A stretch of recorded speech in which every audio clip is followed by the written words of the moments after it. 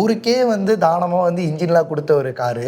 ஆனால் வந்து பார்த்தீங்கன்னா அவங்க நிலமை ரொம்ப மோசமான ஒரு நிலமையாக இருக்குது. அதுதான் நிலமை ரொம்ப மோசமாக தான் இருக்குது.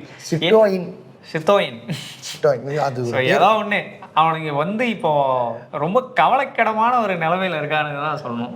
எதுக்குடா வந்தீங்க, என்னடா பண்றீங்க, என்னடா ட்ரை பண்றீங்க அப்படின்ற மாதிரி தான் இருக்கு. ஒண்ணுமே கிடையாது. வண்டி வந்து வந்தாங்க 4 இடத்துல ஸ்டூடியோ, இது வந்து ஷோரூம் கிடையாது, ஸ்டூடியோ.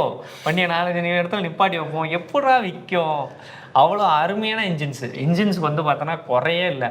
1.2 டர்போ வந்து பார்த்தோன்னா இருக்கலே இன்னைக்கு மார்க்கெட்டில் இருக்க one of the best engines.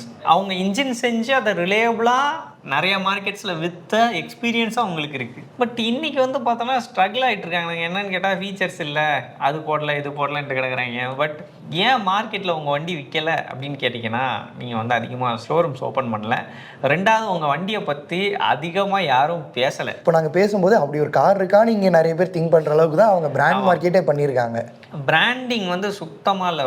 ரொம்ப புவர் பிஆர் மேனேஜ்மெண்ட், ரொம்ப புவரான மார்க்கெட்டிங் ஸ்ட்ராட்டஜிஸ் எங்கேருந்து கற்றுக்கலான்னு வந்து பார்த்தோன்னா சிட்ரான்லேருந்து கற்றுக்கலாம்.